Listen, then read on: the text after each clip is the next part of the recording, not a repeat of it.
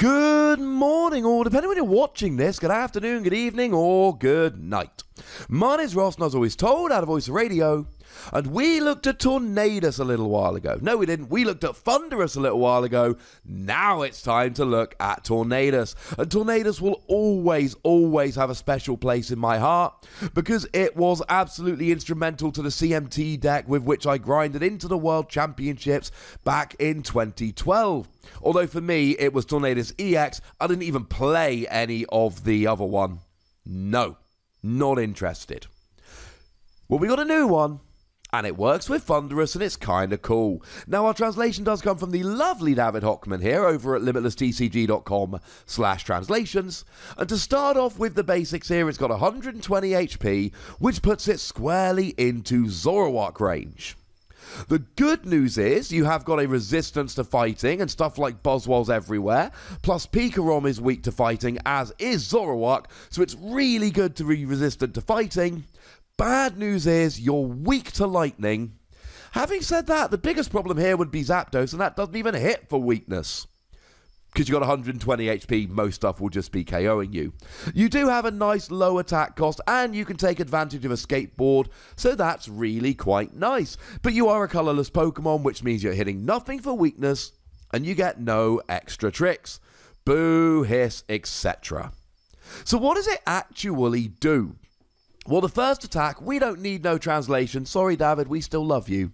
1 colourless energy, 20 damage. And I can't really pretend this is a good attack.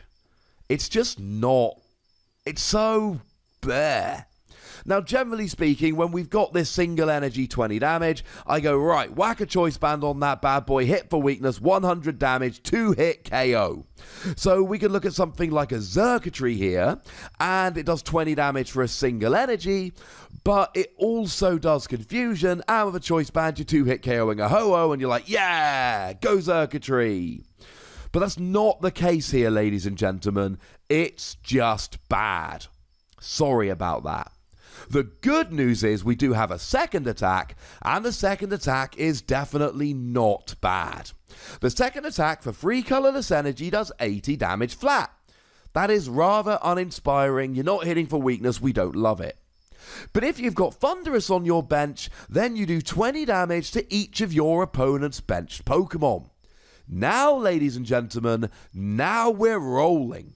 It's basically Flying Flip from Tapu Koko, if Tapu Koko was much, much better. Now, I know there's a third energy, just bear with me, we'll get there. So, Tapu Koko's seen an awful lot of play because it's got free retreat, and for a double colourless energy, you can do 20 damage to each of your opponent's Pokemon. Now, to be fair, that does hit weakness on the active, though only the active, and this doesn't. But who cares? If you were hitting for weakness, you'd be hitting 40 to the active. You're hitting 80 to the active. Plus 20 to all of your opponent's bench Pokemon, which puts you squarely in the I don't care category.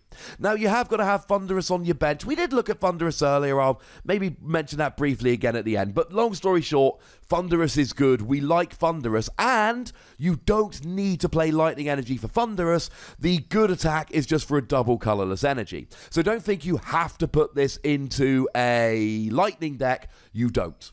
So Thunderous is all good. We don't mind playing that. And now you're doing 80 to the active, 20 to all of your opponent's bench, and we've learned from Tapu Koko that 20 to all of the bench is good.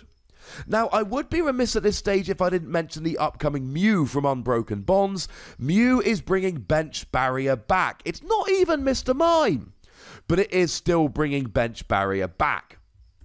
So if that comes down, fine, okay, boo, hiss, etc. And similarly, we do see some decks like Lost March decks that are actually playing Sky Pillar now, and Sky Pillar will stop this.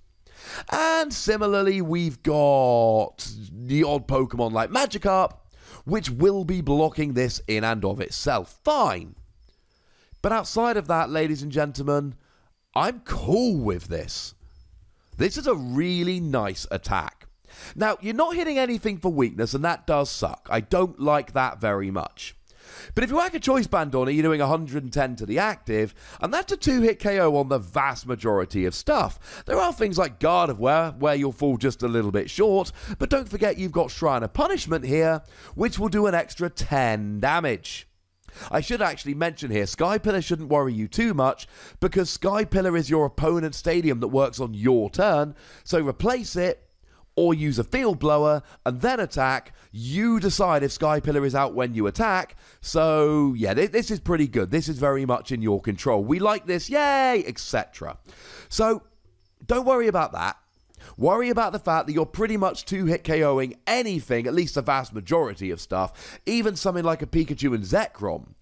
With 2 turns with Choice Band and Shrine of Punishment, you will actually be at 240, and that's if you only get Shrine after your turn, and your opponent gets rid of it before they have to take it after their turn. So this can work, and you're spreading 20 damage the whole time. Now, you're probably not getting many KOs here. Sure, maybe your opponent leaves a Ditto Prism Star on the bench for 2 turns and you KO it. Or there's a Zorua that they just cannot evolve for 3 turns, and then you KO that. Chances are that's probably not going to be happening all that often. What you're doing here is softening up. You're taking big Pokemon, and you're bringing them into range. We looked at Thundurus earlier, and that's generally doing 70 damage for a double colorless energy, as long as you got Tornadus on the bench. And you know what? That's fine. Because time you add Choice Band, Electro Power, etc., that really adds up. This is just one more way of getting a little bit of extra damage down so that you can go ahead and get those KOs. Although this is as good a time as any to notice and to mention, this says that you do the 20 to all of your opponent's bench Pokemon if you've got Thundurus on the bench, not Thundurus GX. That means that if you've got Thundurus GX on the bench, and you can look at the wording here, you can look at the characters, there is no GX there. That means that you cannot use it with Thundurus GX. It's got to be regular Thundurus. That shouldn't really be a problem because Thundurus GX is terrible and the other Thundurus is really good. But just a quick side note here. So you basically 2-hit KO anything while spreading 20 damage to all of your opponent's bench Pokemon, and this is really, really good. The issue is the third energy.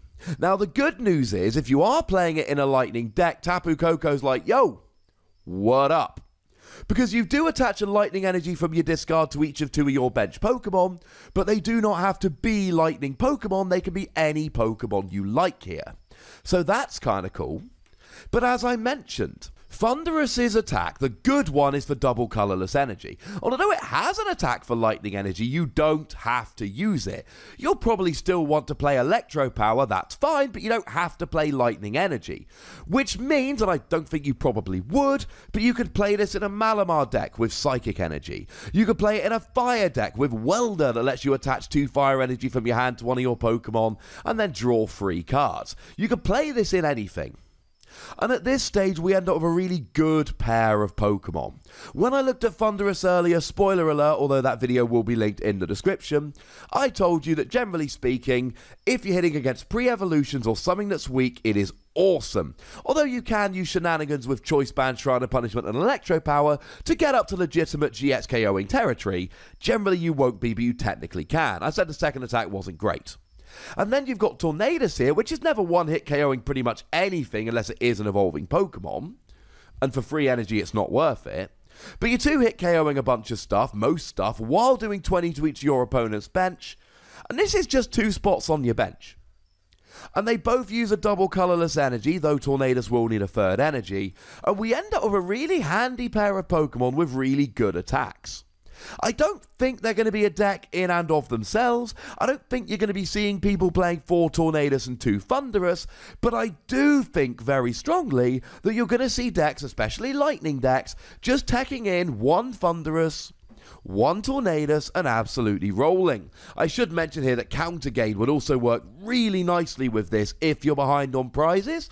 And the good thing is, if you're playing a spread deck and trying to just spread damage around now to take KOs a little bit later, you generally will go down a prize or 2, at which point Counter Gain double colorless energy will pay the attack cost beautifully. I'm going to be giving this between 3 and 4 Wassies. We don't give half Wassies. That would be barbaric. Yes, I know that Tapu Koko's got free retreat and does it for a double colourless energy, and I know that Tornadus has to have a Thundurus on the bench, but I don't really care. I really like this, I think it's really good, and I think we can have an awful lot of fun with this. But I would like to know what you think, so please do let me know in the comment section. Go nuts, but please do remember the rule. Be nice, would ya? And then make sure you like this video, subscribe to this channel, follow me on Twitter at TheWassy, and Twitch for some live action at twitch.tv/PTCG Radio. If you want to support the channel, get some bonus podcasts and all that, head on over to patreon.com/PTCG Radio, where you can do exactly that. And please do make sure you're checking out youtube.com/WassyPlays, where we talk about games that don't have Pokemon in. But by far the most important thing, as always, look after yourselves till next time. Thank you very much for watching. My name's Ross, and you've been watching PTCG Radio.